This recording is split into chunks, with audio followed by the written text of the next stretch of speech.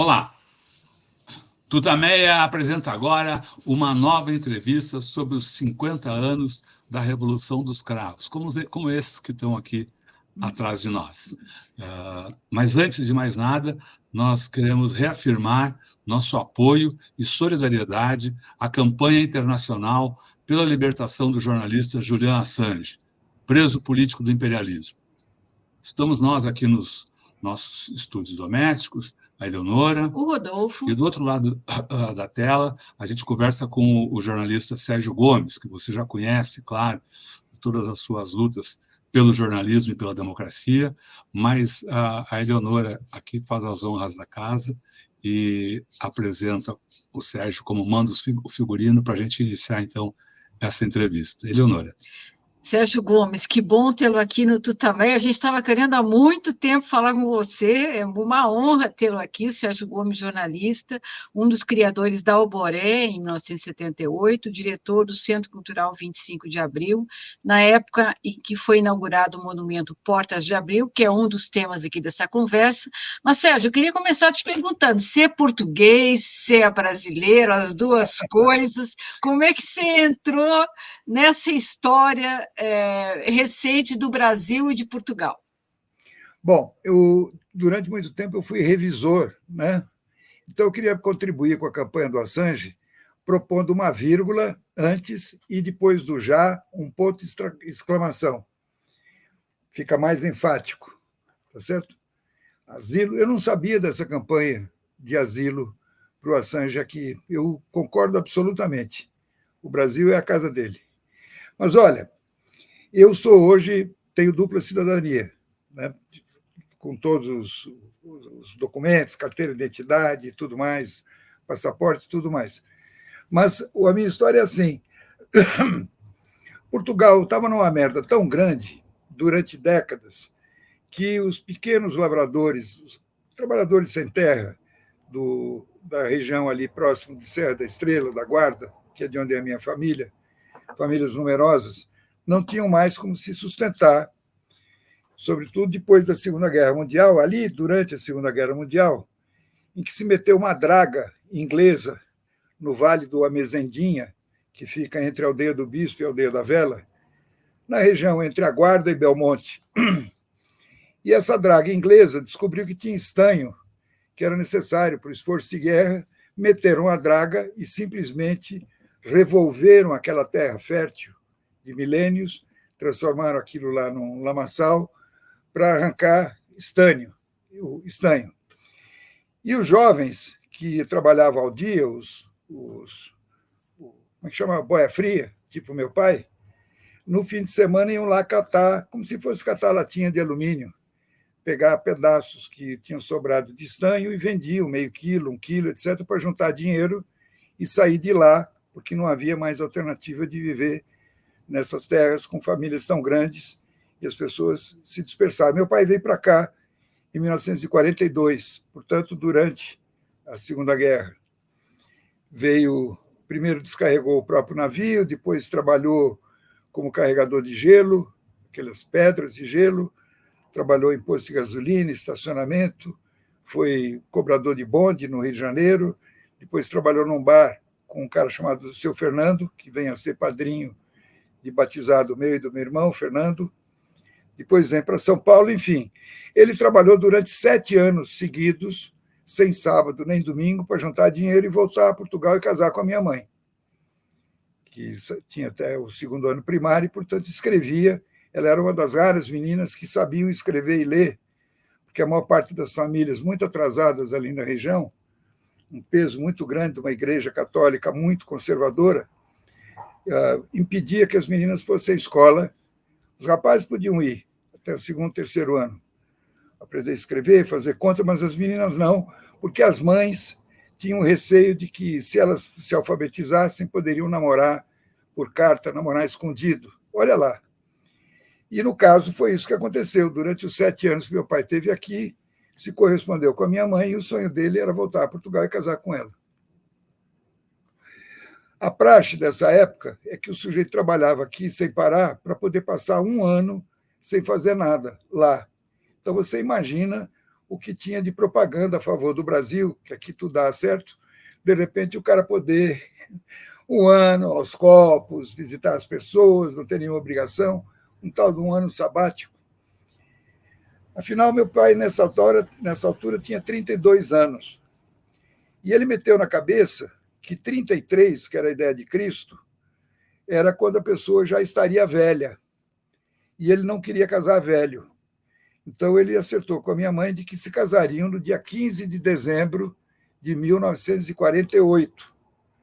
Como eu nasci 15 de setembro de 49, eu sei que eu fui concebido nesta noite especial, em que sei lá o que é que aconteceu, que aquilo deve ter sido uma volúpia. Então, portanto, eu fui concebido lá. Minha mãe veio para o Brasil junto com meu pai, me carregando na barriga, quando eu já tinha 6 meses. E, portanto, 3 meses depois eu nasci aqui na maternidade, que era dos italianos, aqui na Avenida Paulista. E nós morávamos na Alameda, como é que era o nome? Ali onde é a Cracolândia hoje, junto da estação Sorocabana. Eu já vou lembrar o nome, não é Alameda Notman, nem a Barão de Piracicaba, mas é ali.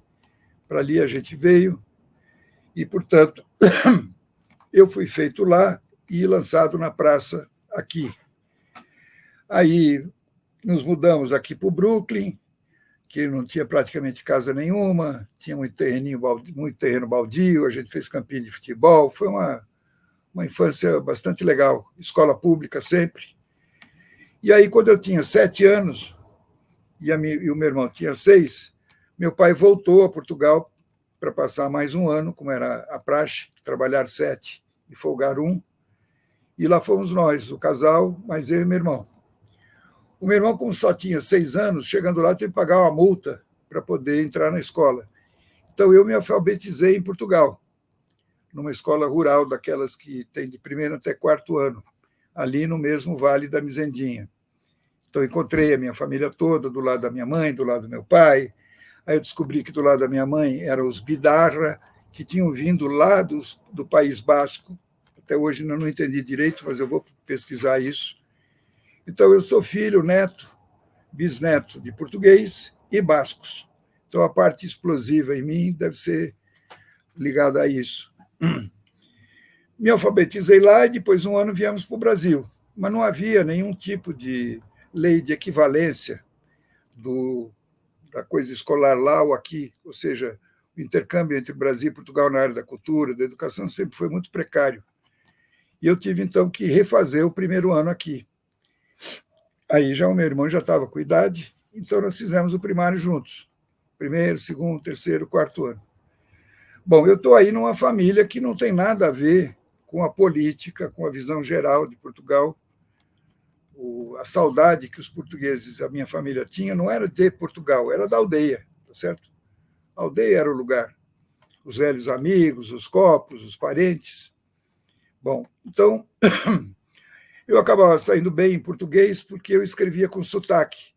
Bastava eu convocar o meu sotaque e o texto saía já com mesóclises. Então, eu era um garoto, dir-lhe-ia, far-lhe-ei. Então, foi assim. Toca a vida numa casa que era dessa religiosidade de temor a Deus, né? Não era Deus é amor, Deus é temor. E assim foi. Mais à frente, bom, aí a minha origem está aí. Então, é isso.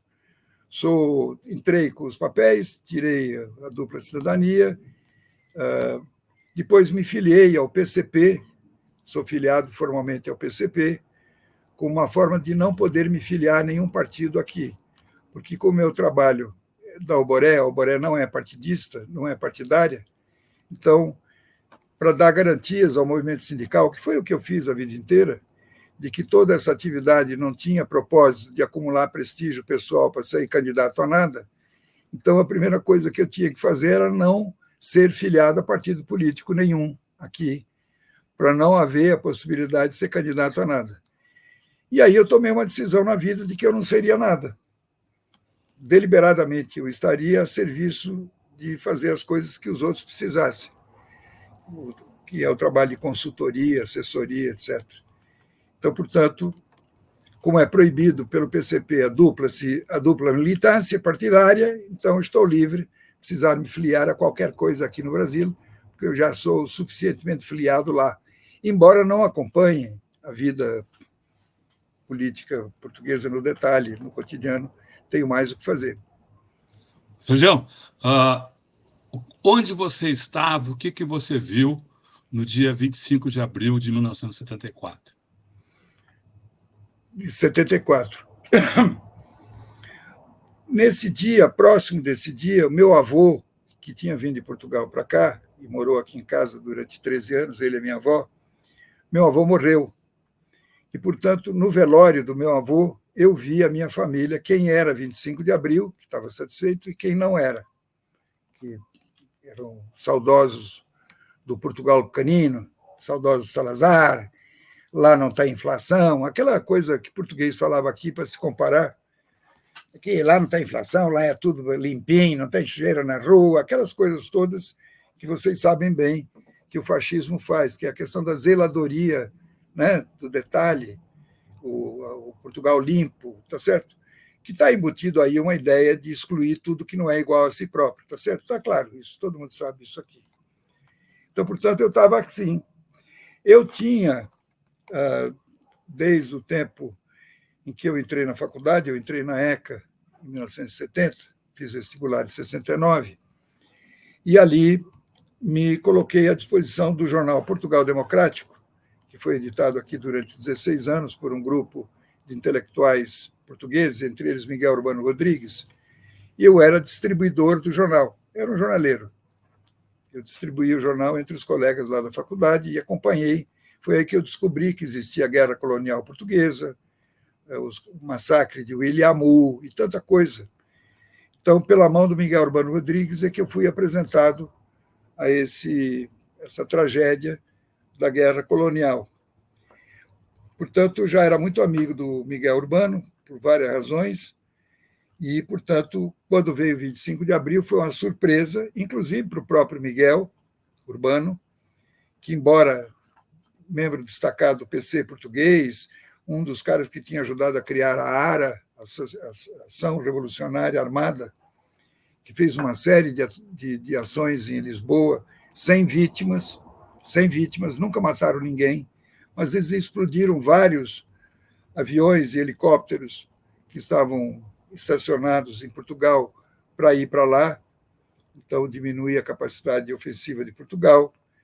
Houve uma ocasião em que houve uma reunião da União da Comunidade Econômica Europeia em Lisboa, eles conseguiram derrubar, explodiram a torre de transmissão e tiraram Portugal do ar. E talvez o Miguel Urbano tivesse a ver com tudo isso, porque ele tinha lá a militância secreta dele. Mas o próprio Miguel Urbano, logo que as coisas aconteceram, fui para a casa dele e havia um espanto com a gente acompanhando pelo rádio o que era mesmo que estava acontecendo. Então, com a nossa experiência, vamos chamar assim, a vivência latino-americana, um golpe de militares não deve ser lá boa coisa.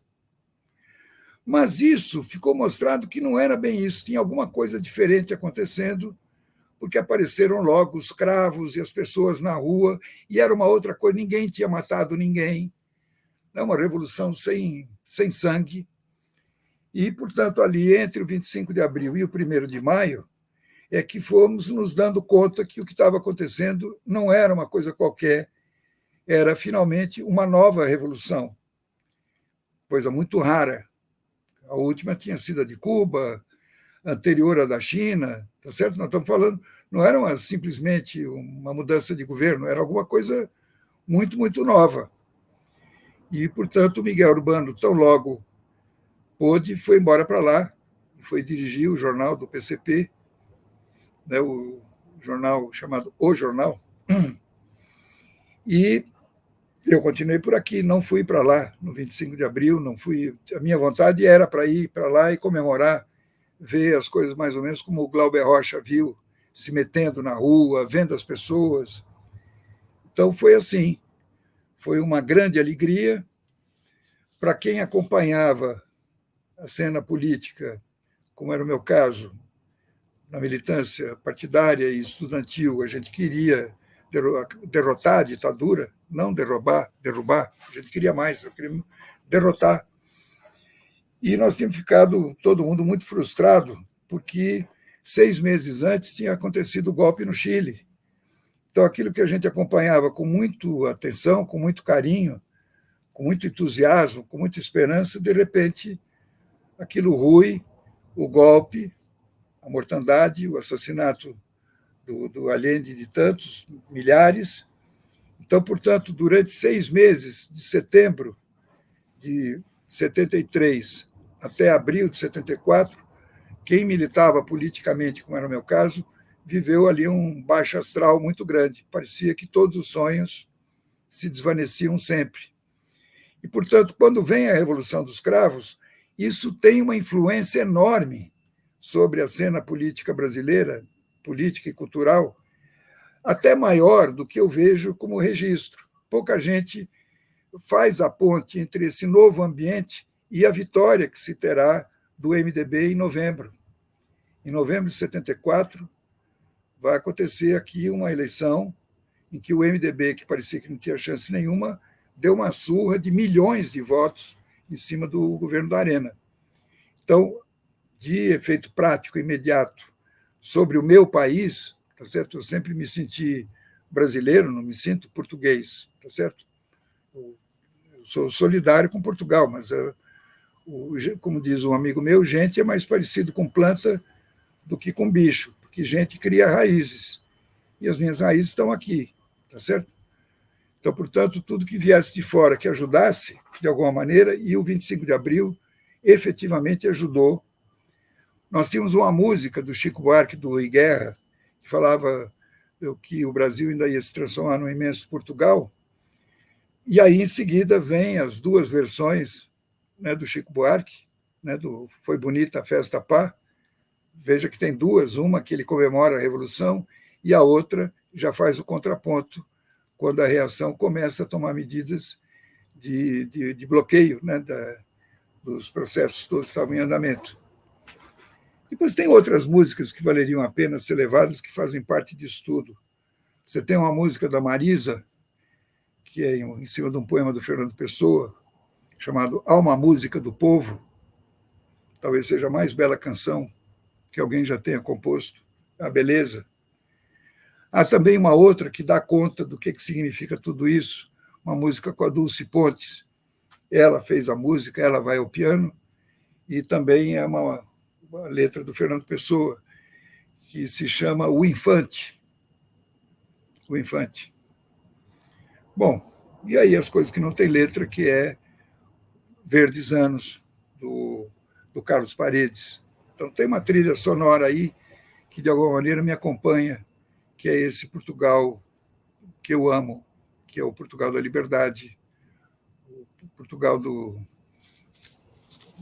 de quem não desiste, tá certo? Que persiste. E eu sei bem o que é isso, porque eu sei o que era o Portugal da época da ditadura. Eu tive um tio que, lá na aldeia do Bispo, ali era a rota de passagem de ciganos, e houve uma época que o Salazar proibiu que se fabricasse ou comercializasse rádios em ondas curtas, que era para a população não ouvir nem a Rádio Moscou, nem a Rádio Pequim, que tinha programas em português. E ele, desavisadamente, comprou um rádio que tinha... E acabou descobrindo lá, mexendo nos botões, que tinha ondas curtas. Uma aldeiazinha pequenininha, um fulano da PIDE, da Polícia Secreta, que tem os alcaguetas, não era polícia. O sistema da ditadura salazarista, que as pessoas, em geral, associam ao exército, né, ditaduras militares, mas, de fato, a ditadura salazarista não é militar, é policial.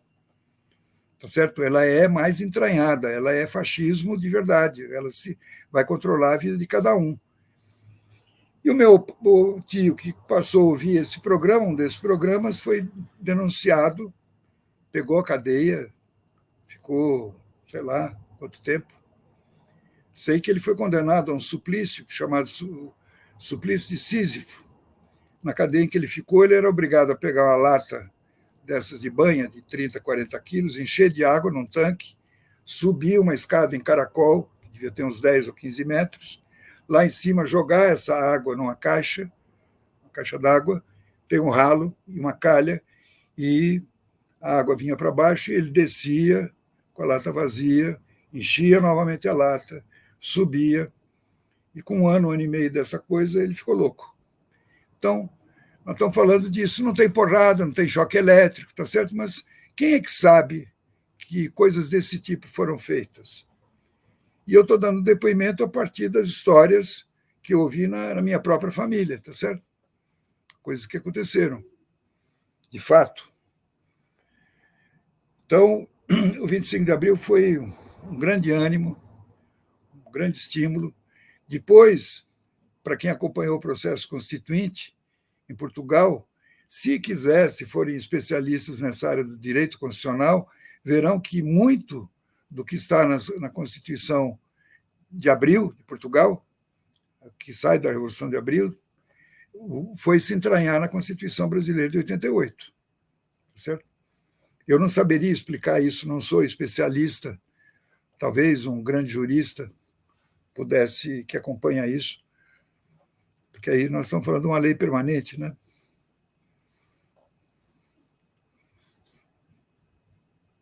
Acho que eu me perdi. Sejão, não, tudo bem. Sejão, e como é que você acompanhou o desenrolar da Revolução?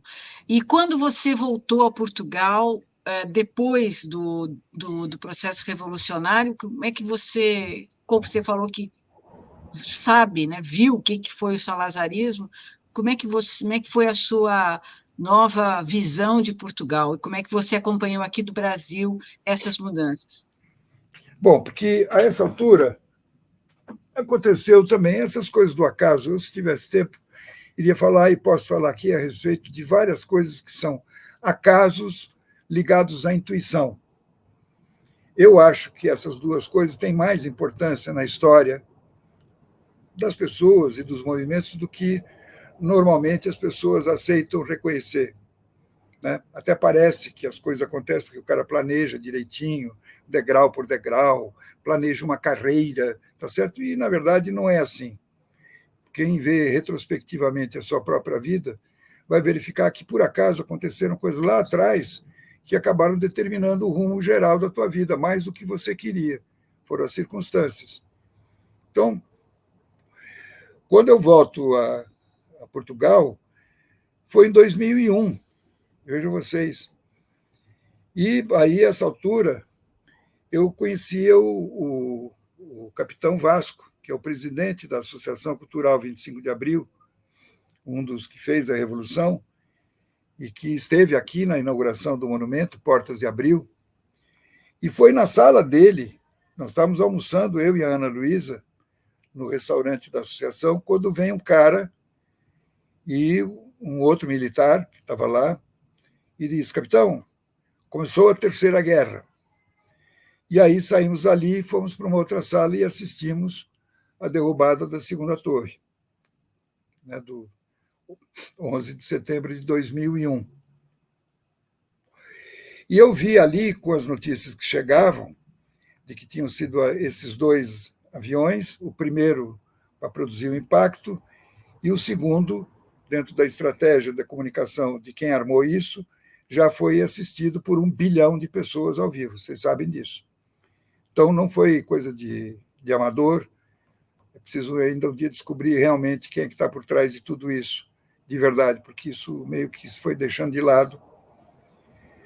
Teve também um avião que foi jogado contra o... Como é que é aquele quartel-geral dos Estados Unidos? Como é que é o nome? Pentágono. Pentágono. Isso, que desapareceram com aquele avião rapidinho, mas lembra que ele estava embicado assim? Teve um outro que foi abatido, morreu todo mundo. Enfim, nós estamos falando, e eu vi esses militares, em menos de 5 minutos, conversando entre eles, o capitão Vasco, esse, mais 3 ou 4, fizeram uma análise ali de conjuntura, de natureza geopolítica, e identificaram que o que estava começando era a Terceira Guerra Mundial, que é essa que nós estamos vendo acontecer, né? Sem parar, de lá para cá. Então, não, eu estou me enganando. Eu fui a Portugal antes disso, de 2001. Foi quando eu fui, sim. Eu fui ao Alentejo e ainda vi alguma daquelas cooperativas de trabalho, de experiências socialistas, de cooperativa, né? Que plantavam de tudo, tomate, etc., com uma produtividade 3 a 4 vezes maior do que a média portuguesa. Vi ali muitas ONGs holandesas, suecas, dinamarquesas, gente que simpatizou com tudo aquilo, porque também essa revolução foi a coisa dos cravos e tudo mais, era também uma revolução com afeição pelas questões ambientais, né? As questões ligadas à natureza, não era só... Então,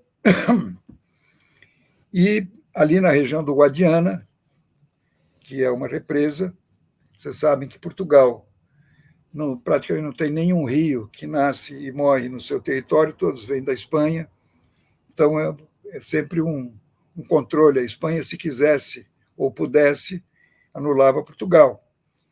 E na região do Alentejo se organizou, tem lá uma grande represa, Guadiana, represa do Rio Guadiana, e era para irrigação também. E esses latifundiários tinham perdido tudo. E, portanto, agora essa água ia ser finalmente, num modelo semelhante aos kibbutz israelenses, de você distribuir a água, que é um bem geral, para a produção de comida e abastecendo o máximo possível de pessoas. Então, é sabido que a reforma agrária é necessária antes de uma medida desse tipo. E os latifundiários que se articularam e foram conseguindo reconquistar espaço, até anular a reforma agrária, eles bloquearam a água dessa represa, de tal maneira a criar o máximo de dificuldades para a produção das cooperativas e tudo mais. Então, eu vi já numa fase em que as coisas estavam começando a ficar complicadas, como seria de esperar, e realmente tem sido assim.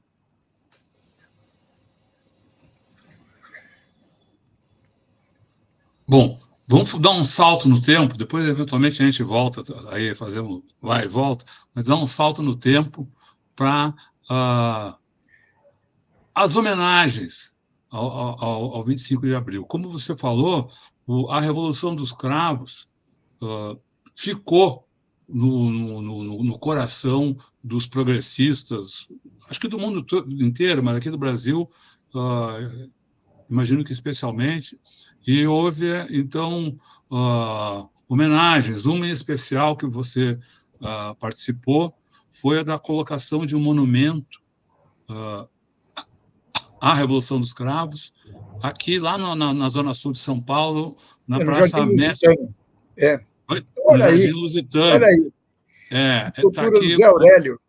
São 8,5 Isso. toneladas de aço Corten. Então, queria que você contasse um pouco a história desse monumento, como chegou, como foi a criação, a concepção dele, Eu enfim. passei lá hoje, essa grama está cortadinha, os holofotes estavam quebrados, foram consertados, o consulado português aqui fez uma pressão em cima da prefeitura, está uma beleza, que é onde vai acontecer a festa no sábado, dia 27. Mas eu conto, sim, de novo o acaso. Bom, eu tinha outras coisas para falar do projeto Enlace, Música e Cultura dos Povos de Língua Portuguesa, que o Colibri e eu desenvolvemos junto com o Martinho Lutero e o Del Roio, lá na passagem do século XX para o XXI. Aí tem toda uma história que valeria a pena contar se vocês depois tivessem tempo. Mas especificamente sobre isso. A Alboré ocupava um andar de um prédiozinho da Rua Rego Freitas. E aí outras entidades que estavam à procura de lugar, era um prédio muito legal, e ali foi se juntando o Centro Cultural 25 de Abril, a Revista Imprensa, o Intervozes, a Abrage, o Barão de Tararé. Nós chegamos a ter 10 entidades interessantes do ponto de vista dos interesses do país no mesmo predinho. Muito bem. E o Centro Cultural 25 de Abril estava aí. Então, a Alboré, que funcionava todo dia, e o Centro Cultural, que funcionava com trabalho voluntário, e não tinha dinheiro para ter uma bibliotecária, tinha uma bela biblioteca. Então, tudo que era festa, encontros, a viola brasileira com a guitarra portuguesa, Ivan Vilela, o guitarrista, Paulinho da Viola e Mário Lúcio do Cabo Verde, etc., tudo dependia muito da capacidade da Alboré, seja das suas instalações, enfim, porque o Centro Cultural tinha pouca coisa, até pratos e coisas desse tipo. E fizemos uma série de intercâmbios com estudantes universitários de jornalismo, criamos um prêmio nessa linha de intercâmbio de lá para cá, que talvez seja retomado, intercâmbio entre as escolas secundárias da região de Palmela com estudantes aqui de São Paulo, uma coisa organizada pelo meu filho, Paulinho Fluxos. Bom, e houve um momento em que esteve aqui em São Paulo, vejam vocês, um grupo de arquitetos portugueses que tinha ido ao Ceará para uns projetos de praça, não sei o quê. Quem os recebeu no Ceará foi um arquiteto chamado Zé Salles, que, quando estudante daqui, da USP, era estudante da Faculdade de Arquitetura e Urbanismo, era ligado ao PCB, então éramos companheiros de partido aqui na clandestinidade, e ele agora é arquiteto, está no Ceará e recebe essa delegação portuguesa. E essa delegação portuguesa vem a São Paulo, e aí marcam um jantar na casa dos filhos do Vila Nova Artigas e da dona Virgínia. Eu fiquei sabendo desse jantar e aí convidei o Alexandre Pereira, que era o presidente do Centro Cultural 25 de Abril, que era dono da Livraria Portugal e da distribuidora de livros portugueses chamado Ebradil, e lá fomos nós participar desse jantar. Os portugueses estavam chegando para ver o que saía dali. Ao final do jantar, esta delegação nos ofereceu de lembrança miniaturas, assim, coisinhas pequenas esculturas feitas pelo Zé Aurélio, todas alusivas ao 25 de abril. E aí, quando terminou a janta, o Alexandre e eu falamos, porra, vamos botar de pé isto aqui, né? Vamos pegar essa miniatura aqui e fazer disso um monumento. Mas esta miniatura dava certo como miniatura, mas na hora que foi se fazer o teste de equilíbrio, peso e tudo mais, ela não era viável. Então, entramos em contato com o escultor que tinha feito essas peças, chamado Zé Aurélio, que é de uma cidade chamada Alcobaça, e que, desde então, desde o 25 de abril, é ele que faz as principais medalhas, é ele que fez os monumentos, as esculturas mais importantes, não só em Portugal, mas nas embaixadas. É um grande artista que merece ser ouvido, chamado Zé Aurélio. Ele tem, hoje, aos 85 anos, ele tem uma instituição em Alcobaça chamada Armazém das Artes. Pois bem, e aí? Bom, vamos lá. Então vai ter uma escultura. Qual que vai ser ela, não sabemos, mas onde deve ficar isso? E aí, numa noite, numa madrugada, o Paulinho e eu pegamos o carro e a gente resolveu que íamos achar um lugar em São Paulo que pudesse acolher um monumento desse tipo. Pegamos o mapa, nem sei direito como é que foi, porque antes não tinha o Waze, não tinha nada disso. O fato é que nós fomos lá para o cruzamento da Rebouças com a Brasil e a Henrique Schaumann, porque aquele cruzamento todo, se vocês soubessem, aquilo chama-se Praça Portugal. E já foi uma praça, mas em seguida, com o alargamento da Henrique Schaumann, não sei mais o que, etc., ela foi recortada em 4, então, portanto, ali não era ambiente para nada, nem de visita, nem nada. Resolvemos ir a um bairro chamado o Jardim Lusitânia, que fica perto do Ibirapuera, entre a Avenida Ibirapuera e o próprio, né? Ali a Quarto Centenário. E descobrimos uma praça que não tinha nada. Lá naquela parte de trás tinha uma escultura do Fernando Pessoa, uma escultura alusiva ao infante Dom Henrique, mas a praça mesmo, o Largo Mestre de Avis, não tinha nada. Ele era como se fosse uma bacia, tanto é que depois, para aquilo ficar nivelado, nós tivemos que ir lá levar uns 150 ou 200 caminhões de terra para nivelar aquilo. Mas isso é mais tarde. Então, descobrimos um lugar, Largo Mestre Avis. Quem é Mestre Avis? Na verdade, é um cara, sem entrar aqui em detalhes, um sujeito que a dinastia de Avis foi quem criou Portugal como Estado, né? E que encarou os castelhanos, deu-lhe uma surra e conseguiu ter autonomia, recolher recursos, para depois, no século XV, XIV, XV, empreender os descobrimentos. Tá certo? Essa coisa toda, essa história não é hora de contar aqui. Mas, enfim. Então, era o Largo Mestre Avis, ali a Avenida Sagres, todas as ruas alusivas a fenômenos ou sítios ligados à lusofonia. Então, tem a Rua Timor, tem a Rua Moçambique, tá, enfim. Acontece que depois nós vamos descobrir que esse bairro era tombado pelo patrimônio e, portanto, não poderia receber nenhuma obra adicional, estava congelado. Nós fomos, então, numa turma, o Alexandre Pereira, eu, Paulinho, etc., fomos ao secretário da Cultura da época, que era o jornalista Rodolfo Konder, que tinha trabalhado, muito amigo do Miguel Urbano Rodrigues, durante muitos anos na revista Visão. Ele acatou a nossa ideia de trabalhar para ter aqui uma escultura alusiva ao 25 de abril, mas isso precisava do parecer da Comissão Municipal de Patrimônio, que se reuniria na semana seguinte. E, portanto, a gente pusesse no papel, porque o Rodolfo falou que na coisa pública nada existe sem um papel. Tem que ter o papel. Bom, preparamos no pau o papel para que isso fosse aceitável pelo, acho que é Compress, que chama a sigla. E conseguimos e aprovou.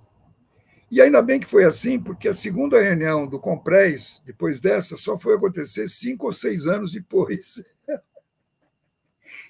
Ou a gente conseguia o ok naquele dia, e a gente conseguiu o ok. O Alexandre Pereira, então, articulou com a Comissão dos Descobrimentos, com a Junta Metropolitana de Lisboa, com a Prefeitura de Palmela, de Setúbal, com a Associação Cultural 25 de Abril, dos Capitães de Abril, enquanto do lado de cá, o Centro Cultural, mais a Prefeitura, etc., articulando essas coisas para que a gente pudesse ter recursos, para que o Zé Aurélio concebesse um projeto, realizasse esse projeto, para que ele viesse a ser inaugurado num 25 de abril, coisa que aconteceu 28 de abril de 2001. Então, portanto, essa obra está lá desde essa época. Bom, isto veio para cá, não veio de avião, veio de navio, 8,5 toneladas. Bom, aí veio a vida. Quando o navio chega em Santos, havia uma greve dos trabalhadores do porto. E, portanto, os navios ficaram todos fundeados ao largo. E a nossa escultura lá. E o prazo correndo, porque a gente já tinha acertado que era 28, viria uma delegação da Assembleia da República, capitães, etc. Veio mesmo 13 pessoas vieram para a inauguração de alta cúpula de Portugal. E a Marta Suplicy tinha acabado de ser eleita. Então, a primeira praça que ela inaugurou, ela nem sabia direito do que estava se tratando, nem levou para lá nenhuma lembrança, enfim, mas os portugueses não deixam barato, eles são sempre muito gentis, tem medalhas, tem fitas, essa coisa ritual de que a mesa está posta, que quando você chega na casa do português, pão e vinho sobre a mesa, ninguém sai da minha casa sem comer ou beber. Então, você tem aí uma coisa que nem sempre o pessoal de classe média para cima aqui no Brasil entende, né, os pequenos gestos. O fato é que a prefeitura ganhou de brinde essa escultura, não fez nada por ela, não precisou fazer nada, a gente fez tudo. O problema era chegar agora à escultura. Nós tínhamos conseguido nivelar a praça, construir a base direitinho, nasceu uma arquiteta brasileira que tinha feito as contas, onde iria pousar essa peça, um guindaste. Mas a primeira coisa é liberar o navio. Fizemos várias reuniões lá no Alboré, com o Max Altman, que era da Secretaria de Relações Internacionais do PT, gente, etc., para desembaraçar isso de algum jeito. Puta merda. Bom, afinal, conseguimos que o Sindicato dos Trabalhadores, a nosso favor, permitisse atracar esse navio. Na hora de descarregar, o capitão dos portos de Santos disse que só entregava a peça para o cônsul de Portugal em Santos. Mas, para isso, ele exigia que existisse um papel do Ministério da Justiça brasileiro dizendo que o cônsul de Portugal em Santos era o cônsul de Portugal em Santos. Que tal? Tá bom para vocês? Bom, quem era o ministro? Zé Gregório. E ninguém conseguia falar com o Zé Gregório.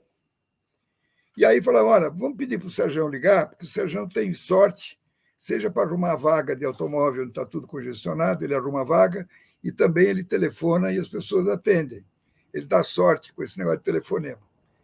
Eu liguei para a casa do Zé Gregório e o Zé Gregório atendeu. Aí eu expliquei que estava precisando de uma carta para dizer que o cônsul de Portugal em Santos era o cônsul de Portugal em Santos, para liberar a escultura. Ele riu, falou, bom, depois você me explica o que é isso, mas eu faço sim. Então, vem aqui pegar tudo. Agora é o seguinte, você deu sorte, porque eu estou aqui em casa, hoje é domingo, e eu estou aqui com o ministro monitorando a chegada do Marcola, que foi preso na Colômbia. A Polícia Federal está trazendo, então eu estou monitorando passo a passo. Então, eu estou em casa, estou ligado. Tanto é que, quando tocou o telefone, pensei que era isso. Fernandinho Beiramar, não é Marcola?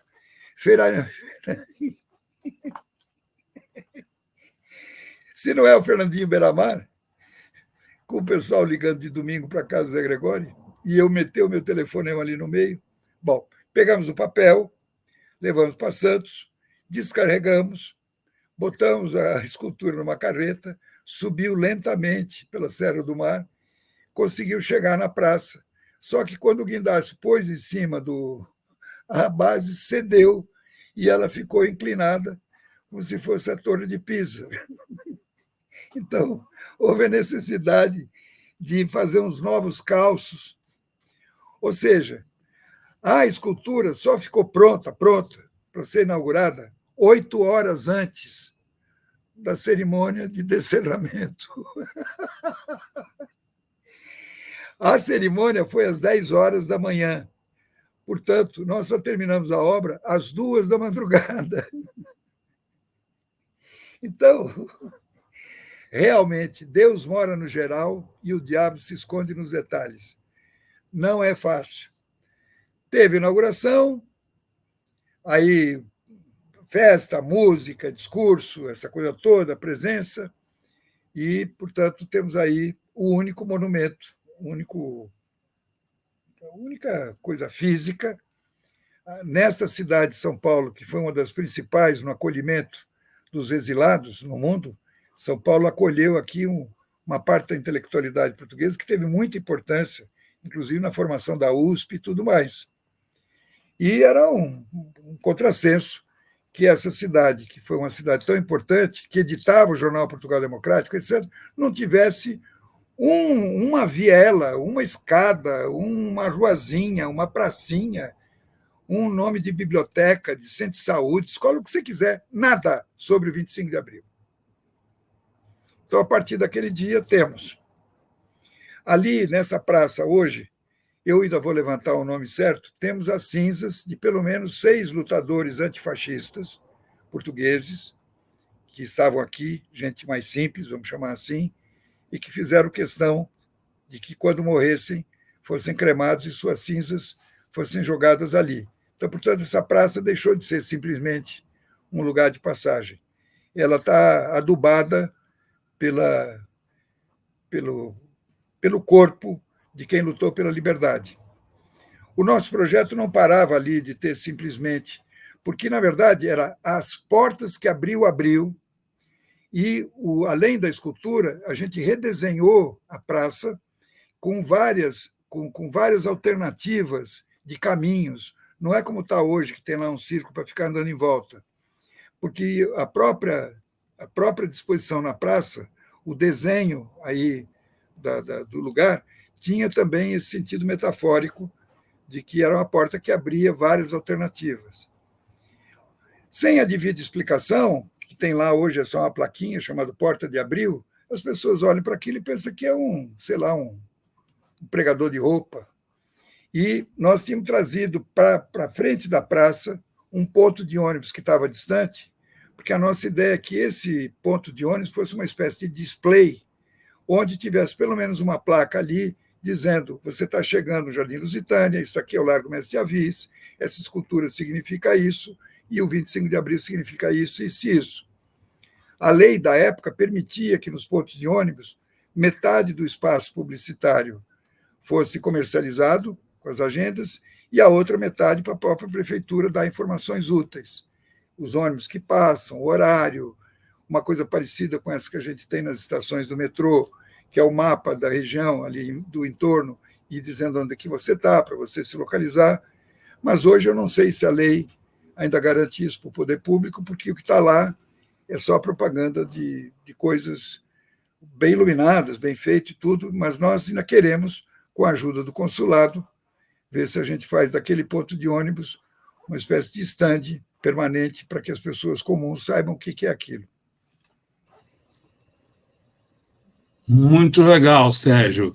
Bom, a gente agora falou do monumento, mas você deixou ali umas iscas que precisamos tratar, não podemos abandonar aqueles assuntos ali, ainda que trate talvez mais rapidamente do que mereceriam. Você falou da música, desses encontros e que você estava organizando com o Del Roio, estava planejando com o Del Roio e com o maestro Martinho Lutero. E o Colibri. Martinho Lutero, que...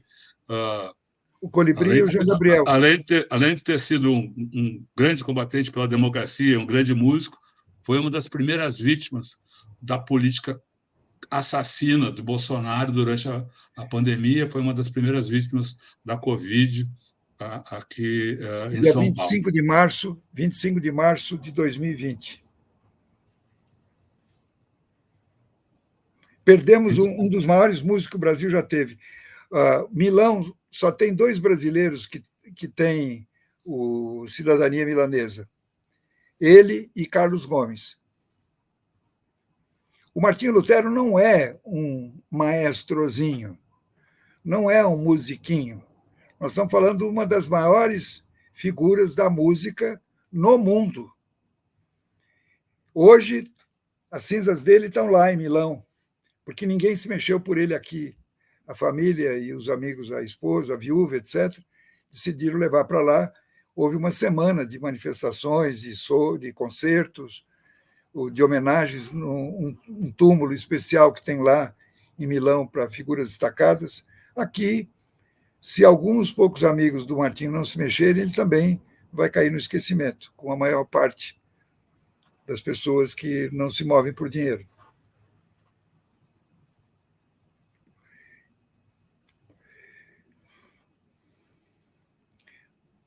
Vocês congelaram?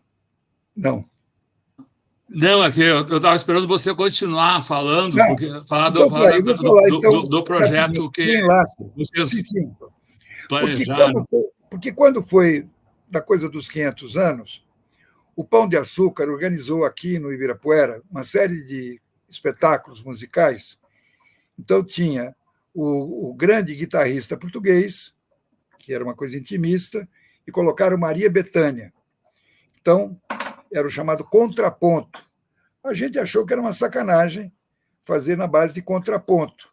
Quer dizer, você tem um público que vai esperar um show da Maria Bethânia, que é expansivo, e, de repente, tem uma parte que é intimista na guitarra e as pessoas ficam de saco cheio. O que nós tínhamos proposto, Colibri, eu, Martinho Lutero e o Del Roio, era desenvolver um projeto de enlace, não apenas entre Brasil e Portugal, mas Brasil, Portugal e os países de língua portuguesa. E que, nesse momento, havia uma causa política importante, que era lutar pela independência do Timor-Leste, que tinha sido massacrado pela Indonésia, foram mais de 300 mil.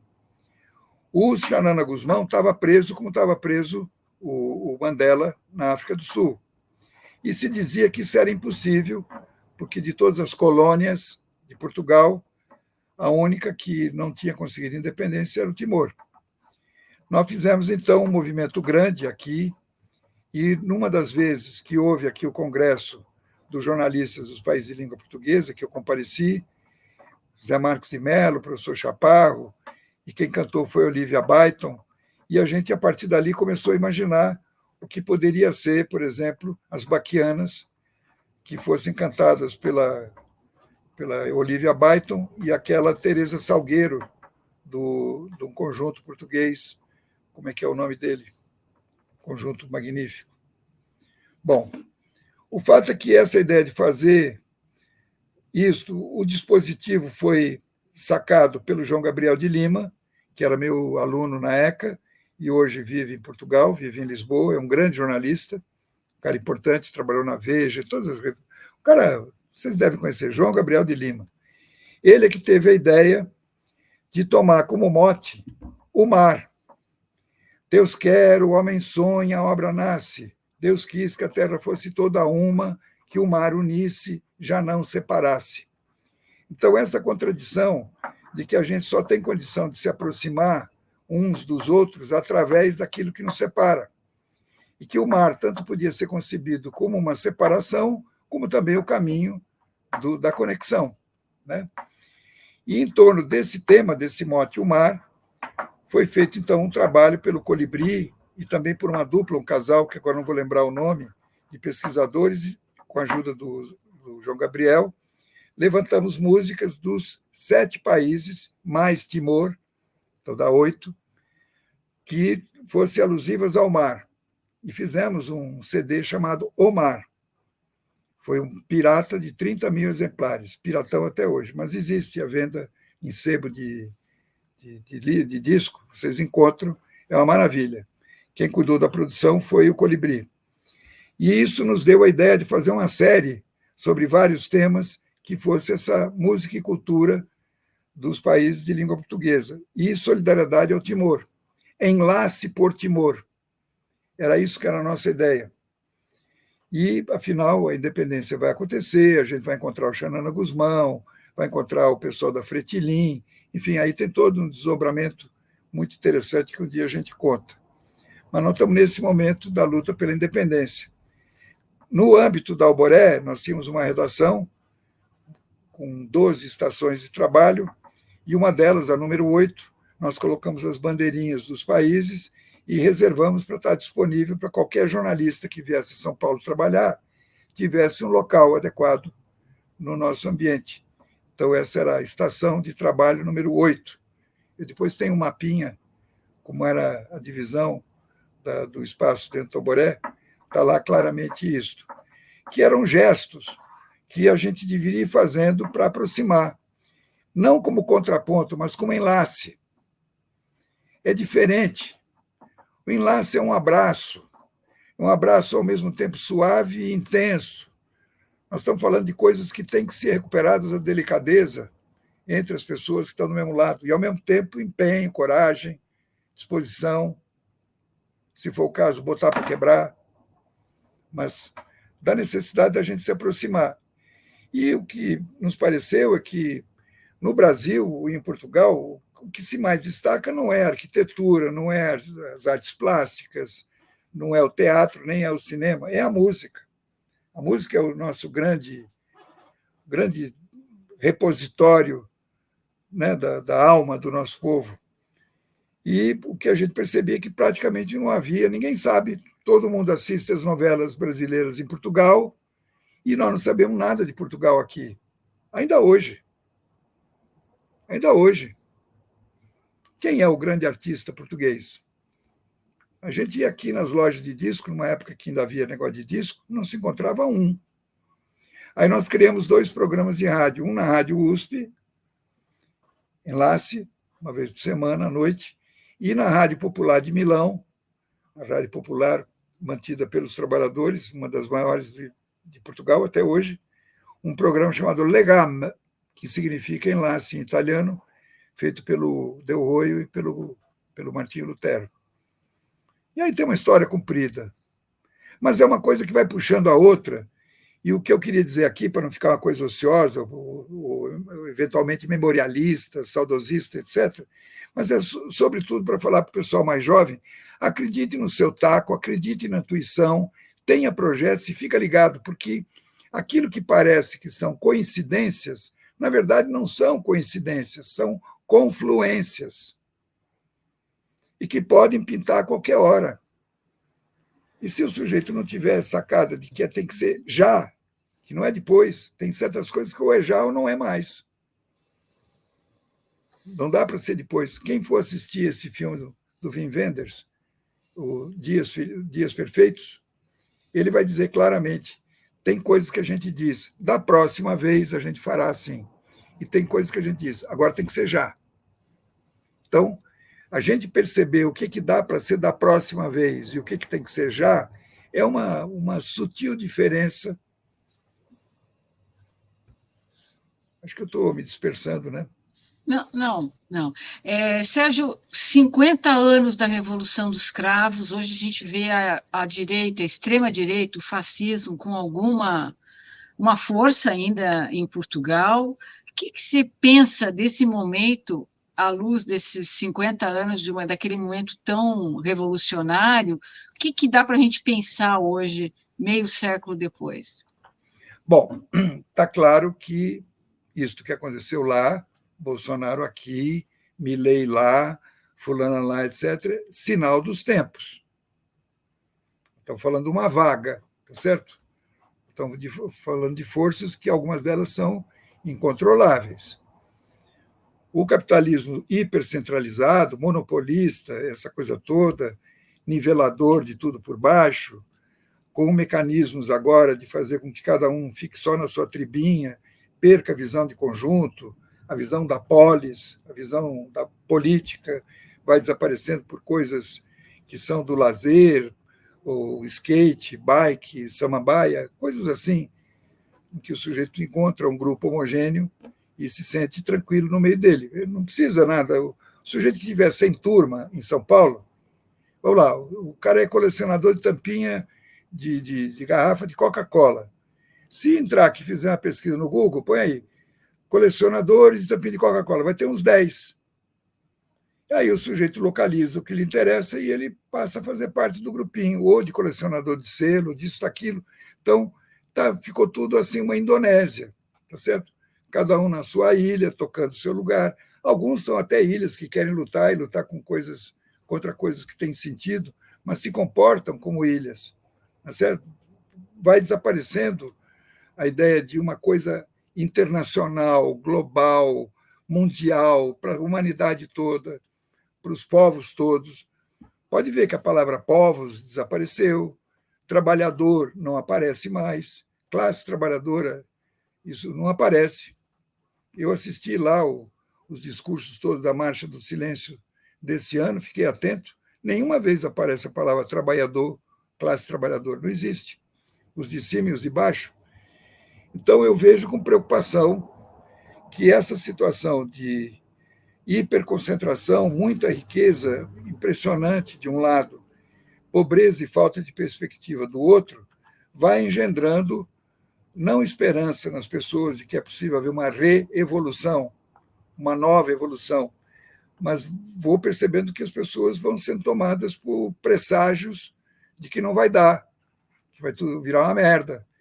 E aí, quando o cara está sem esperança e sem projeto, se ele está movido por presságios, por que ele vai se meter nisso? Ele se paralisa, tá certo? Fica quieto, vai curtir a vida. Se o cara fala que está chegando o final do mundo, fala, bom, tudo bem, então, mas eu quero que termine o final do mundo em Atibaia, ou numa praia do litoral norte, eu vou puxar fumo. Tem alguma coisa, um escapismo qualquer, porque realmente a situação a nível mundial, incluindo todos, é preocupante como tendência. Me parece que estão dadas as condições, respeitadas as diferenças, semelhantes à da década de 20 do século passado. Essa ascensão dos ressentidos, gente perversa que quer que tudo seja homogêneo, que a humanidade se perverteu e que a necessidade de vir um Deus punidor com espada e cortar a cabeça de todos os pecadores, e que aí quem sobra é o povo eleito, essa ideia de eugenista, essa ideia fundamentalista, ou é igual a mim ou não interessa. E, enquanto isso, do lado do progressismo, da esquerda, etc., eu vejo muita gente sendo capturada por coisas que têm sentido inicial, luta em defesa dos direitos das minorias e tudo mais, claro, evidente, mas tem um horizonte limitado, porque falta essa perspectiva maior da solidariedade. Então, eu e o Paulo Sérgio Pinheiro, que esteve aí no Tutameia, também me pergunto, é muito estranho que o movimento negro e o movimento de mulheres e LGBT no Brasil não tenha feito nenhum gesto significativo de solidariedade com o povo palestino. É difícil de compreender. Por que isso acontece?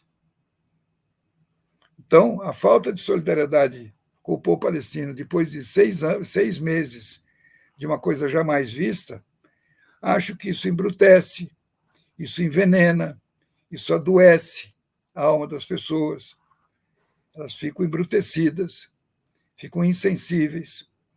E como diz o Vladimir Herzog, que eu tenho a honra de fazer parte do conselho, ajudei a criar o Instituto, quem não se indignar contra as injustiças que se cometem contra outros, acaba de dizer que não tem direito de ser considerado uma pessoa civilizada, um ser humano civilizado. Então, a medida é qual é o nível de solidariedade, compaixão, caridade, que não me tenha. Todas as religiões, todas, sem nenhuma exceção, até a chegada aqui do neoliberalismo hiperconcentrador, todas falam que é preciso dar de comer quem tem fome, beber quem tem sede, agasalhar quem tem frio. Se as palavras são diferentes, como eu disse, caridade, solidariedade, compaixão, não importa, mas todas elas dizem, não há nenhuma religião que não diga isso. Mas só muito recentemente ficou valendo que se não tem dinheiro, corta. Não tem dinheiro para pagar a luz? Corta. Não, mas tem criança nova em casa, não pagou? Corta. Água? Corta. Não tem dinheiro para comprar remédio na África? Deixa morrer. Isso tem sido aceitável pelas pessoas, mesmo as bem informadas. Ou não? É preocupante. Então, o 25 de abril é um antídoto a isso. Quem for à história, quem rememorar, quem mergulhar e verificar quais são os seus melhores propósitos, os sonhos de abril, verá que esses sonhos continuam valendo.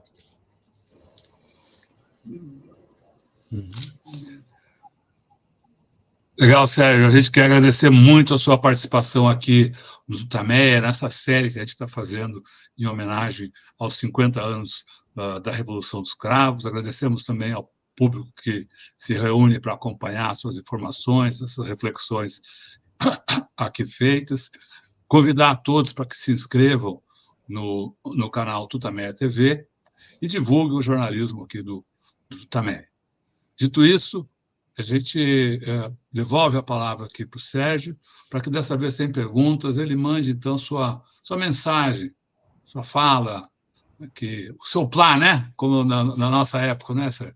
Para o povo que está aqui com a gente e que seguirá conosco pela internet afora. Muito obrigado, Sérgio, a palavra é sua. Olha, muito obrigado para você, Eleonora. Espero que o que eu tenha falado aqui ajude alguém, não sei.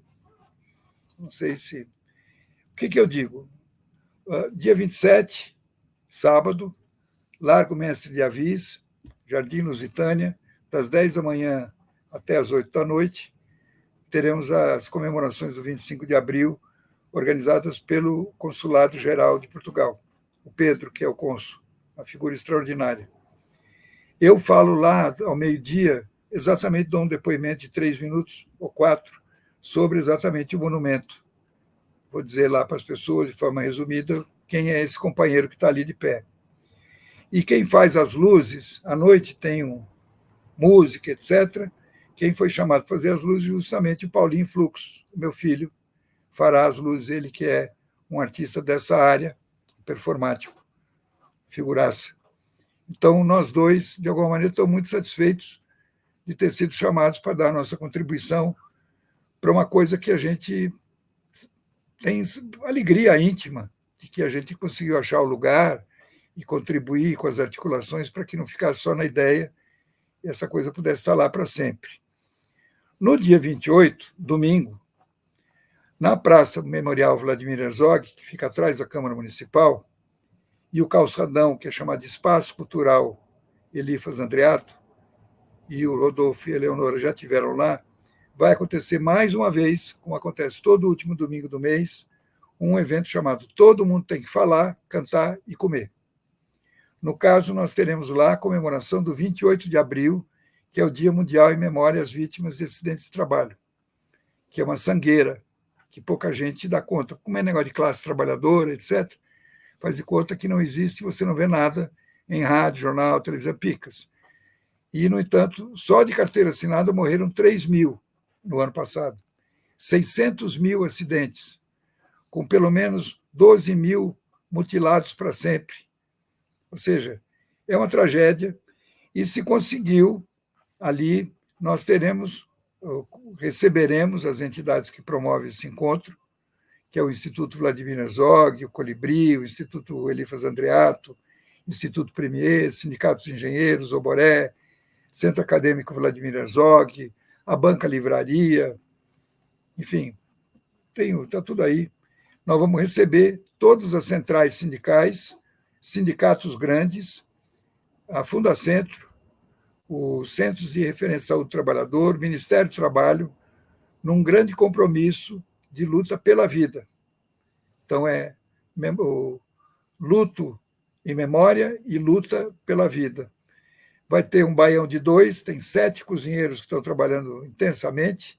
A música é do grupo Inimigos do Batente, liderados pelo Paulinho Timor. Teremos também uma performance comandada pela família do Elifas Andreato, chamada Árvore da Vida, em que as pessoas assumem o compromisso, molhando as mãos em tinta vermelha ou verde, e nas costas ali da banca será feita uma árvore em que as folhas e as flores são as mãos de cada um de nós, como um compromisso de luta pela vida. Eu acho que é isso, lutar pela vida, pequenos gestos que signifiquem, não achar que só as grandes, as pessoas gastarem menos tempo com especulações de como é que nós chegamos a isso, e gastar um pouco mais de tempo de como é que a gente sai dessa, indo para a atividade prática, não ficar simplesmente no devaneio. Eu tenho dito aqui que é olhar para o Pai Nosso. Pai Nosso. As pessoas todas sabem como é o Pai Nosso. Pai Nosso. Como é que é o Pai Nosso? Você sabe? Sabe ou não? Não. Pai Nosso de cada dia. O Pai Nosso. Vamos lá, o comecinho dele deu um branco aqui. Pai nosso que estás no céu. Isso, Pai nosso que estás no céu, santificado seja o vosso nome, venha a nós o vosso reino, seja feita a vossa vontade, assim na terra como no céu. Veja que essa parte grande, geral, vale para qualquer um, católico, muçulmano, judeu. O Pai Nosso é a coisa geral, tá certo? Transcendente. Mas a segunda parte do Pai Nosso é que me interessa, que é o pão nosso de cada dia nos dai hoje. Eu quero emprego remunerado para poder botar comida na mesa. A segunda parte, o segundo item da segunda parte, diz: perdoai as nossas dívidas, assim como nós perdoamos os nossos devedores, para continuar com crédito. Porque se não houver crédito entre as pessoas, confiança, tudo para. A engrenagem para, a sociedade para, tem que ter crédito, confiança. A terceira diz: livrai-nos do mal. Antes de dizer livrai-nos do mal, diz: o pão nosso cada dia nos dai hoje, perdoai nossas dívidas, assim como nós perdoamos nossos devedores. Não nos deixeis cair em tentação, que significa nós temos que ter foco. Não podemos ser dispersivos, atirar para todo lado e ficar num tipo de fogaréu de São Sebastião, de São João, que não acontece nada. Nós temos que ter foco, começar e terminar as coisas. E, por último, ele diz lá que livrai-nos do mal. Amém. O livrai-nos do mal são essas coisas incontroláveis que podem acontecer. Se trombar um asteroide aqui com o planeta, o que nós podemos fazer? Vocês e eu? Nada. Mas aí a gente volta para o início do Pai Nosso, que ele que está no céu nos proteja, tá certo? Mas na parte terrena, humana, a segunda parte do Pai Nosso, é que está aqui a esperança. Temos que nos ajudar, recuperar a confiança, a solidariedade, a cooperação, E isso não depende nem do Trump, nem do Bolsonaro, nem do neoliberalismo. Boa. Legal, Sérgio. Muito obrigado. Muito boa noite, boa tarde, bom dia, conforme for a hora que o pessoal estiver nos assistindo. Tchau, então. Tchau, pessoal. Tchau, tchau. Até mais. Até mais.